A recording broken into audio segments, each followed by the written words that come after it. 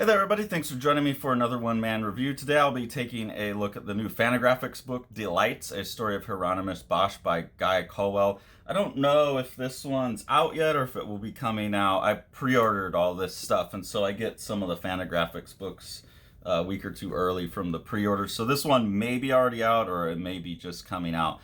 But I'll say right away, highly recommend it. It's a beautiful book.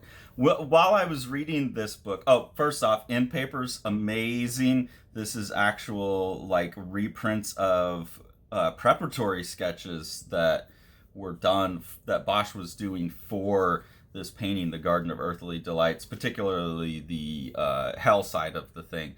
That is so cool to get that as like an artifact. I don't think I've ever seen those in any textbooks or anything.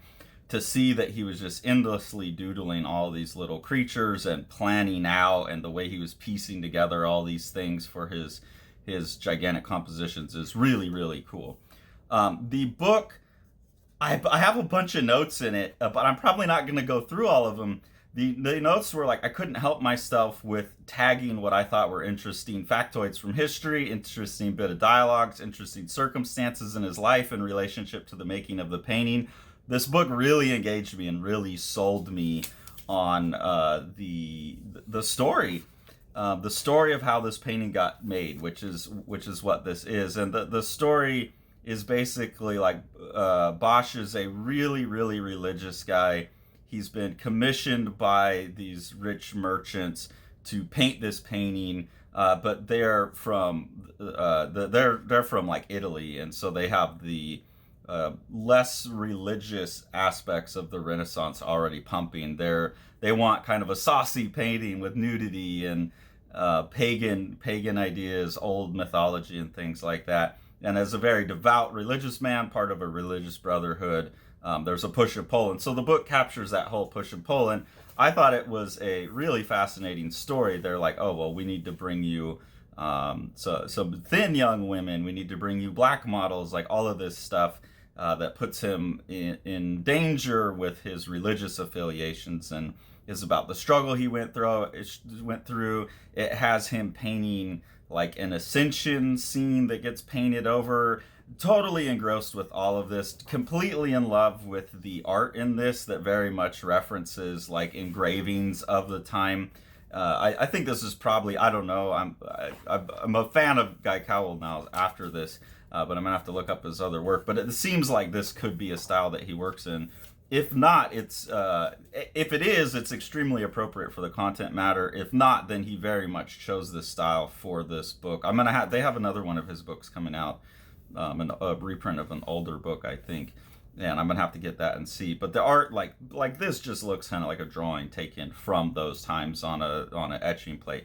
So all that lines up really great. Totally engaged with the story. Totally awesome.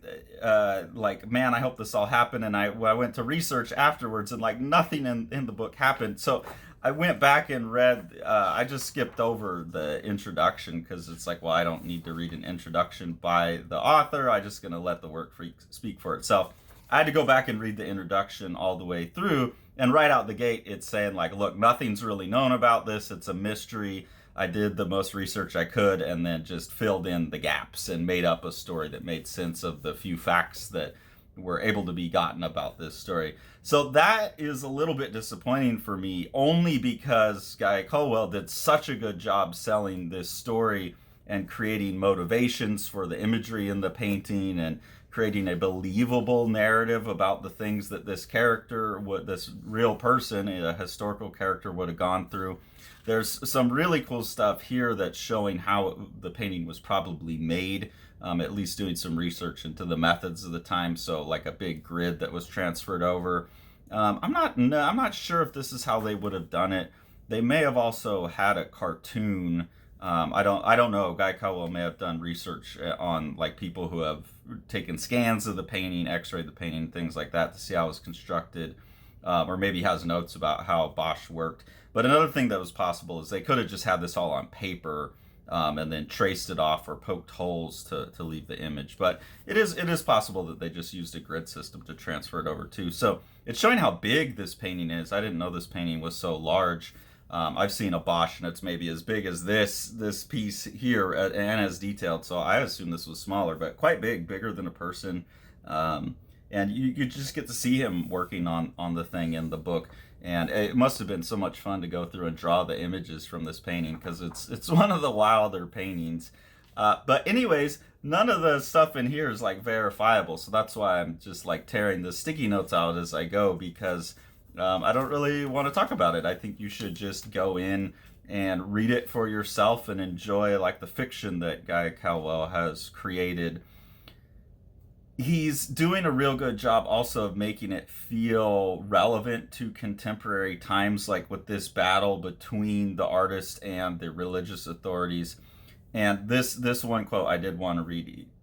We have Bosch's assistant saying, "I think everything is changing.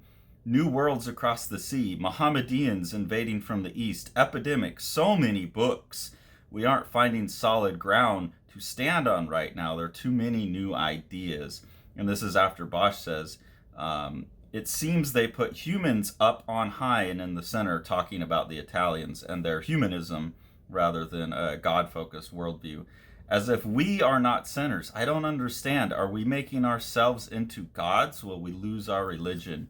So the kind of the same thing that we're going through now as we're going through a real sea change with AI and just even social media and the internet still changing the way the world it actually not just changing the way the world is, but changing what the world is and changing what type of creatures we are.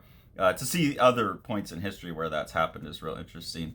I also wanted to point out that the majority of the book is all within these panels, but there are some really clever sequences where Bosch is more in his imagination, and you see that Guy Colwell breaks the panels and all of that. Like things aren't contained in nice, tidy boxes anymore. The imagination is breaking out into the gutters. So really a masterful book all the way through. Highly recommend it for everyone. Just maybe go into it knowing that, nothing in here is like verifiably real, and it's just there for a good story, which is totally fine by me. So I wound up loving the book. The Eisner nominated The Strange Death of Alex Raymond by Dave Sim and myself. This is a gorgeously illustrated and designed book. Dave doing most of the illustration. Amazing compositions throughout.